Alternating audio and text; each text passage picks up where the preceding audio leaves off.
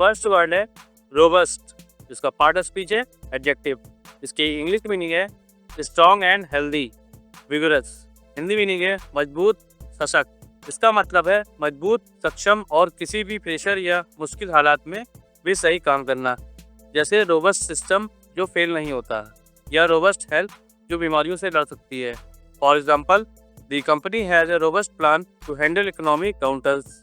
Company के पास आर्थिक मंदी से निपटने की एक मजबूत योजना है। सिनोनिम देखते हैं, स्टर्डी, रेजिलिएंट। एंटोनिम्स हैं फ्रेजाइल, वीक। अब नेक्स्ट वर्ड देखते हैं, लेवरेज। इसका पार्ट ऑफ स्पीच है नाउन और वर्ब दोनों है। इसकी इंग्लिश मीनिंग है एडवांटेज, इन्फ्लुएंस। हिंदी मीनिंग होगी लाभ, प्रभाव। इसका मतलब है प्रभाव या लाभ, जहाँ किसी चीज़ का इस्तेमाल करके बेहतर हासिल किया जाता है। जैसे लेवरेज इन नेगोशिएशंस, जहाँ अपने प्रभाव का इस्तेमाल करके बेहतर डील हासिल की जाती है। For example, the company used its leverage to negotiate better terms. Company ने बेहतर शर्तों पर बातचीत करने के लिए अपने प्रभाव का उपयोग किया। सिनोनिम्स है इन्फ्लुएंस, एडवांटेज। एंटोनिम्स है डिसएडवांटेज, वीकनेस। अब नेक्स्ट वर्ड देखते हैं, स्केप्टिज्म। इसका पार्ट ऑफ स्पीच है नाउन। इसकी इंग्लिश मीनिंग होगी डाउट, डिसबिलीव। हिंदी मीनिंग है संशय, अविश्वास। इसका मतलब है संशय या अविश्वास, जहाँ किसी बात पर यकीन नहीं किया जाता।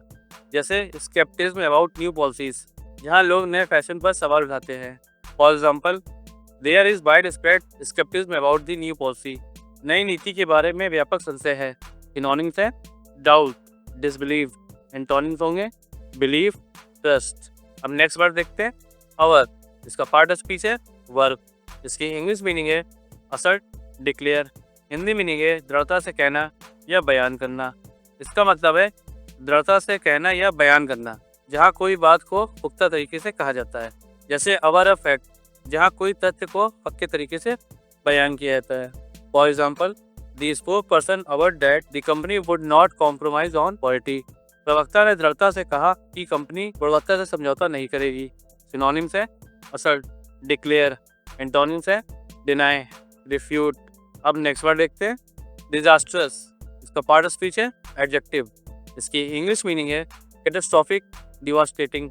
हिंदी मीनिंग है विनाशकारी या भयानक।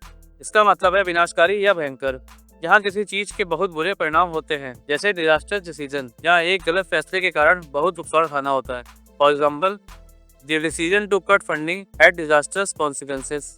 फंडिंग काटने के फैसले के विनाशकारी परिणाम हुए। सिनोनिम्स है कैटास्ट्रोफिक, डिवास्टेटिंग।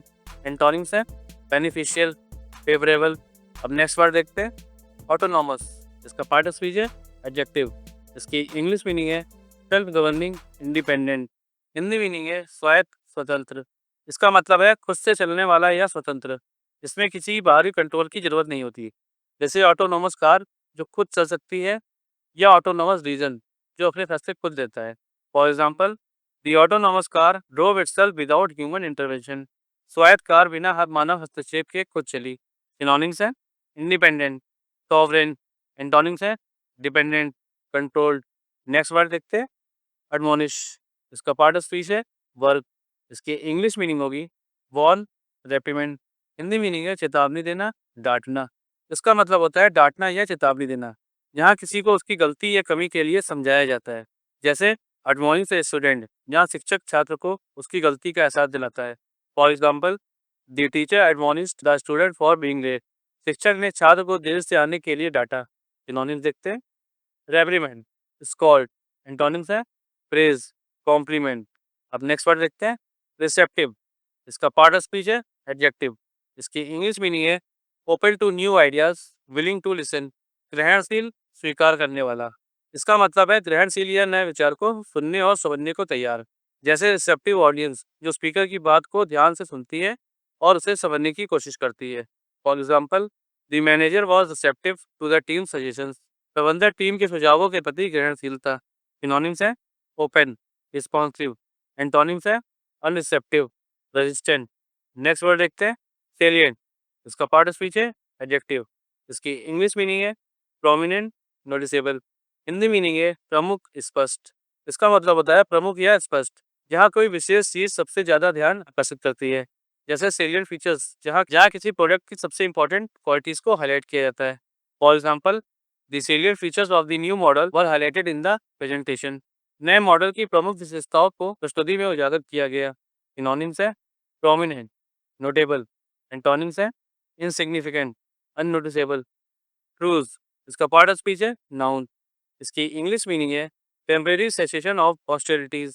हिंदी मीनिंग होगी युद्ध विराम, जहाँ लड़ाई को थोड़ी देर के लिए रोक दिया जाता है, जैसे ट्रूस एग्रीमेंट, यहाँ दोनों पक्ष थोड़ी देर के लिए लड़ाई बंद करते हैं। For example, the truce allowed both sides to tend to their wounded. युद्ध विराम में दोनों पक्षों को अपने घायलों की देखभाल करने की अनुमति दी। सिनोनिम्स है सीज फायर, आर्मिस्टाइज। एंटोनिम्स है कॉन्फ्लिक्ट, वॉर।